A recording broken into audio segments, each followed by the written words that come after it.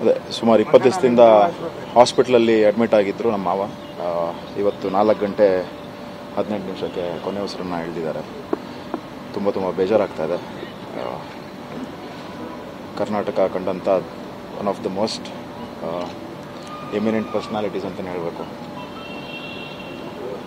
ಕನ್ನಡದಲ್ಲಿ first time ಮೊದಲನೇದಾಗಿ ಪಾಸಾದಂಥ IAS ವ್ಯಕ್ತಿ ಇವತ್ತು ನಮ್ಮ ಜೊತೆಗೆ ಇಲ್ಲ ಅಂತ ಹೇಳೋದಕ್ಕೆ ತುಂಬ ಬೇಜಾರಾಗ್ತದೆ. ಇವಾಗ ಇಲ್ಲಿಂದ ಅವರ ಮನೆಗೆ ಕರ್ಕೊಂಡು ಹೋಗ್ತಾರೆ. ಅಲ್ಲಿಂದ ಬೆಳಿಗ್ಗೆ 7 ಗಂಟೆಗೆ ರವೀಂದ್ರ ಕಲಾಕ್ಷೇತ್ರಕ್ಕೆ.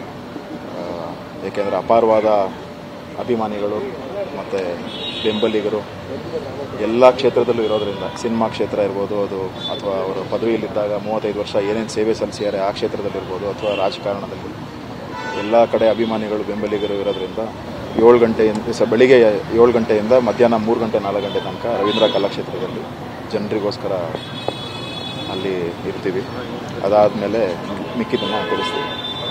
ಅಂತ್ಯಕ್ರಿಯೆ ಎಲ್ಲಿ ಮಾಡಬೇಕು ಅಂತ ಅದೇ ಇನ್ನೂ ಚರ್ಚೆ ನಡೆಸಬೇಕು. ಯಾಕೆಂದರೆ ಅವರ ಪತ್ನಿಯವರು ಮಲೆ ಮಹದೇಶ್ವರ ಬೆಟ್ಟಕ್ಕೆ ಹೋಗಿದ್ರು.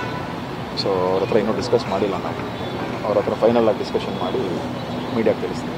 ಸರ್ ಆ್ಯಕ್ಚುಲಿ ಸರ್ ಏನಾಗಿತ್ತು ಅಂತ ಹಾಸ್ಪಿಟ್ಲಿಗೆ ಕರ್ಕೊಂಬಂದಾಗ BP ಇಶ್ಯೂಯಿಂದ ಕರ್ಕೊಂಬಂದಿದ್ದು. BP fluctuations. So cardiac arrest ಆಗಿ 6 ಡೇಸ್ ಆಗಿತ್ತು. ಇವತ್ತು ಮತ್ತೊಮ್ಮೆ ಇನ್ನೊಂದು ಸಲ ಕಾರ್ಡಿಯಾಕ್ ಅರೆಸ್ಟ್ ಆಗಿ ಕೊನೆ ಉಸಿರು.